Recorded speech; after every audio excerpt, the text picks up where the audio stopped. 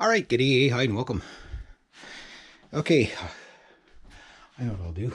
It's very hot in here, and I just came up the stairs real quick. One second. Not that I'm out of shape.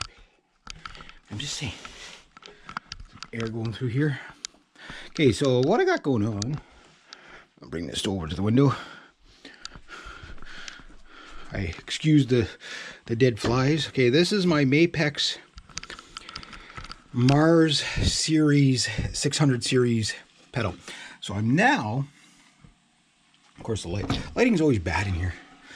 Now what I'm doing is I'm adjusting my pedal. Okay, so last night I started my new training regime, as I talked about, where the first 6 months is just kind of having fun with the drum kit. Let's have a look at my beautiful drum kit. And my new training regime will be, and I started it last night. I finally went through all 40 fundamentals. So I'm going to start the whole process over again. So what I did, just to kind of give you guys a recap of how I'm learning as a multi-instrumentalist, when I pick up a new instrument, I always come up with a plan. Because I know you got to crawl before you can walk, and you got to walk before you run and all that. And, I've been doing my newbie drummer series, and some people like it, some people don't. I have one very consistent person who thumbs down my video every single time. I laugh at it. I don't take it personally. I don't care, right? But the first 2 months of having the drums was just basically rearranging and rearranging. You probably, if you did follow any of that newbie drummer video stuff, you probably noticed that the first 2 months, every time you saw a video, the drum kit looked a little different because I was adjusting this and I was adjusting that. And did I disengage my snare? Okay, yeah, I did. And I haven't tuned the drums yet. They are starting to go out. I'm amazed how well they actually stayed in tune. I'm just focusing on, for the first 6 months, just getting coordinated enough to do stuff. So after about 2 or 3 weeks, I started the fundamentals just to try them, just to kind of get a taste of what they were like. And I'll be honest, I made it up to think fundamental 17, fundamental rudiment 17 or whatever. And it was okay, I'm doing them, but I'm not doing them. You know what I mean? I'm going through the motions, but I'm not there yet. So if you're a brand new drummer and this is day one drumming for you, and you think, I'm just going to start off right with the rudiments, it's too soon. Now, maybe you don't take 6 months to get to them like I did, because I was focusing on other things. First thing was ergonomics of the kit, so that I wouldn't develop any bad habits playing. And so far, I think I'm doing pretty good. I play this kit quite a bit. I'm one of those lucky people. I do live in the middle of nowhere, so the downside is it's hard to put bands and stuff together. But the upside is I can make pretty much noise as I want, as long as there's nobody else in the house, right? And that gives me a lot of time on the kit. So I don't have any practice pads and stuff like that. That's later on, but I don't even know if I'm probably just gonna get a little practice. I'm not gonna get a practice pad station. I know that's probably the best, but it still makes enough noise that the practice pad is on my knee is probably a better way to go. It's just for the footwork, which we're going to be talking about footwork today. So the first 6 months is just me kind of playing around, right? Doing different, trying out different grips, stuff like that. Playing with my shoulders completely relaxed. My foot's, going with the heel down method. And I like the heel down method. I've tried both, but the heel down method, you can play even more relaxed. So it's weird to get used to, but if you start off that way, you can almost fall asleep while you're playing. You know what I mean? And especially, with the ergonomics of that throne there is pretty darn good. So getting everything adjusted where I wanted it.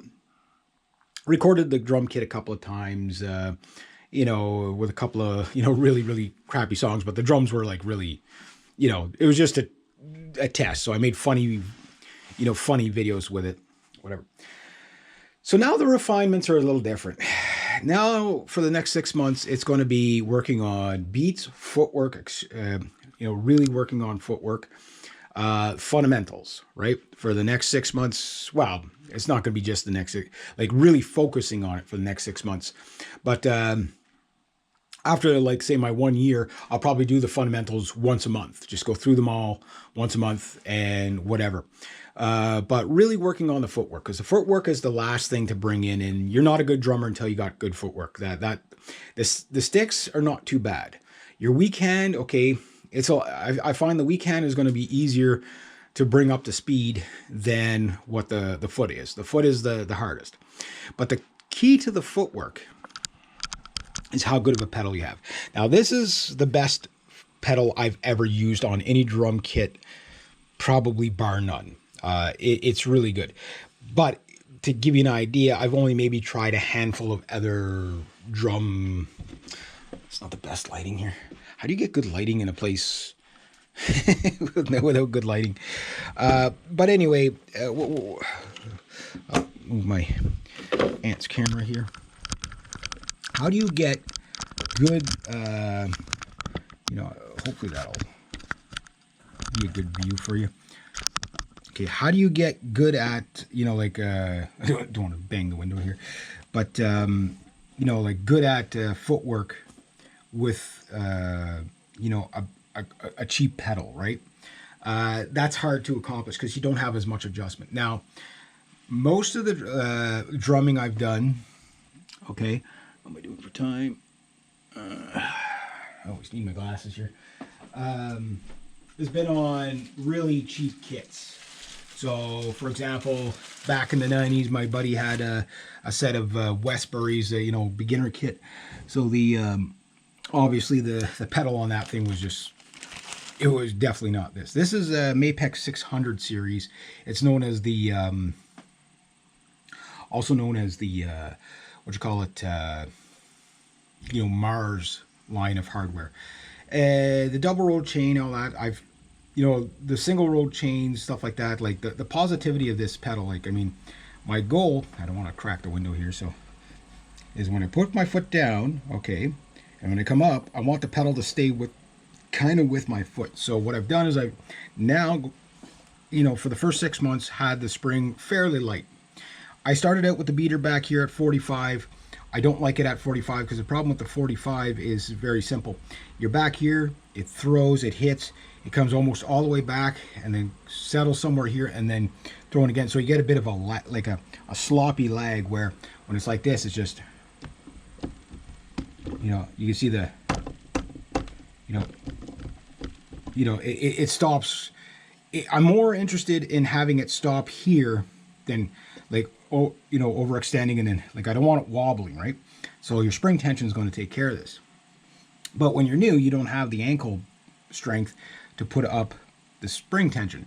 So I got the pedal, I've adjusted this pedal probably about 50 times, and this is where I like it the most. So if my bass drum was here, hopefully my hand's in focus there, you could see that,